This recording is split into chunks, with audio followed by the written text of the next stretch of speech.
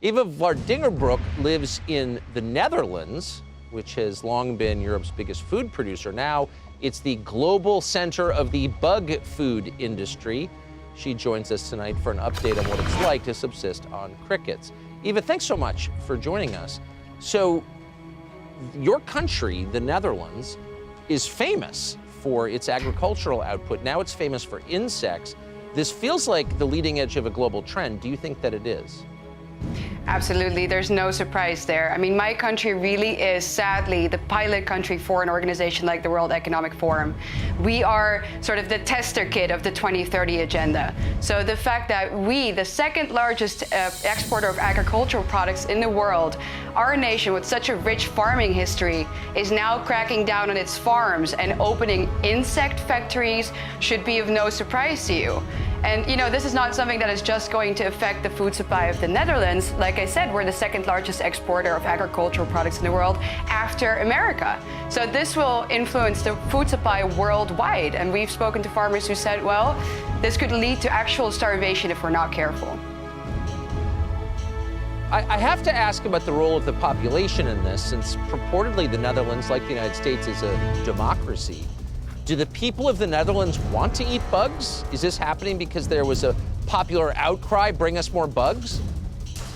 No, of course not. Nobody's being asked. And I think that that's the point, you know. Nobody really inherently wants to eat bugs. When we think about bugs, we, crawly things, nobody wants to eat that. Right. But they're telling us that it's good for the climate, that this is the way that we can save the planet. And that little steak that you have on your plate that gives you some joy in life is that what actually ruins the world. And of course, none of that is true. I think that the push for insect eating is just a compliance test. Because our politicians know that when they control the food, they control the people.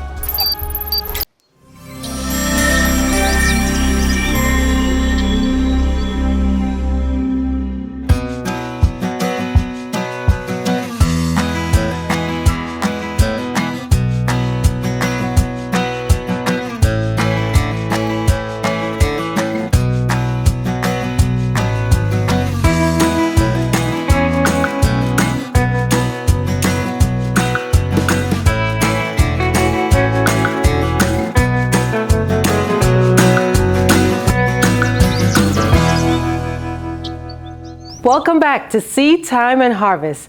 Today I'm going to be talking about a crisis food and your favorite, potatoes. Now, how do we get to here? How do we get this beautiful potato? Let me first ask you a question. I'm pretty sure many of you have seen something like this in your kitchen counter, right? Or wherever you store your potatoes. What do you do with it? Do you throw it in the trash or cut off the sprouts and cook it? If that's what you do, don't do that. Don't just cut off the sprouts and cook it. And don't throw it away either, because you're throwing away money. This is of great value for you, especially when you're on your gardening journey. But how do we get to here? Well, like many people, even myself, long time ago, I used to purchase seed potatoes. So you can get your potatoes in a bag at your regular big box store. Now, this bag has 5 potatoes. 5 potatoes. For how much? $3.24. Can you imagine? Just 5 potatoes. That's not a good deal. But at the same grocery store, if you go to the regular produce section, you can get a 10-pound bag of potatoes for a little over $7. Which one makes more sense to you? Me personally, I will buy the 10-pound bag of potato. So how do I get my 10-pound bag of potato to a sprouting potato? Well, you know, spring is coming. The time for putting your potatoes in the ground is quickly approaching, and we need to seed our potato. A lot of people don't know that onions and apples have ethylene gas. What this gas does is basically ripens the fruit.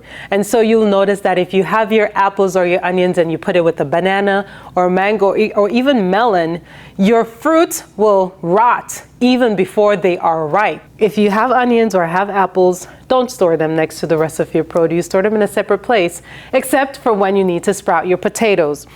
When you look at the potato, you will see it has little eyes. I call them little eyes, where the shoots are going to start to come out.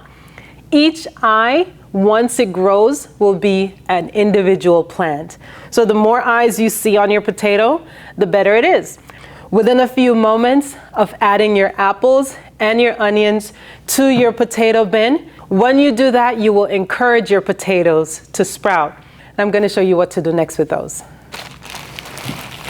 When spring comes around and it's time to get your potato started, you're just going to get your seed potato that you sprouted on your own. You did not have to purchase it at the store. And I'm going to show you how to section it, okay? So with this potato, actually, as you can see, we have 4 nodules that have sprouted. That will give us 4 plants. Yes, if you have a lot of potatoes, you can just put this potato directly in the soil and plant it as is. But if you don't have a whole lot, I'm going to show you what to do. And it's very simple. You're going to get your potato and then you're going to do surgery on your potato. So we're going to sprout so that each nodule will have a little bit of potato to feed it until the root starts to grow. Okay, so with the first one over here, I'm going to cut right here. That's 1 plant. Turn it over. Cut this side. You have 2 plants. We'll cut this one in the middle. Now we have 4 plants. From here, you do not want to put this directly in the soil. I repeat, do not put this directly in the soil.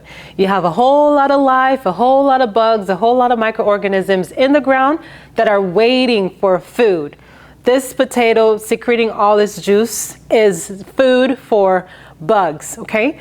What you will do, you're going to just let your potato sit on the counter for about 24 hours. After 24 hours, the potato will dry out. The cut part of it will dry. Your surgery scar will basically start the healing process. It will look brown and it will feel smooth to the touch.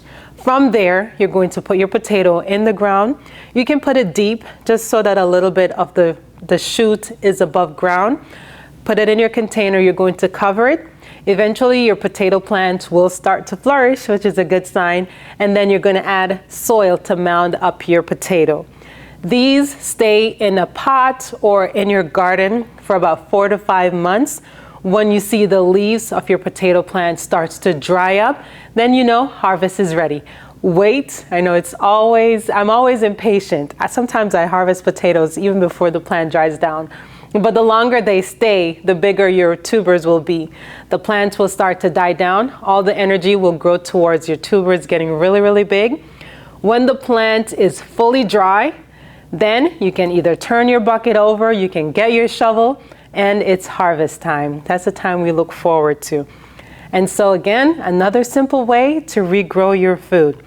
Get your potatoes, you sprout them using your onions or your apples. No more buying seed potatoes. Within 4 to 5 months, you can have a wonderful harvest.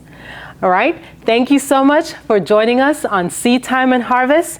Don't forget to like, share, subscribe, and leave your comment below. Happy planting!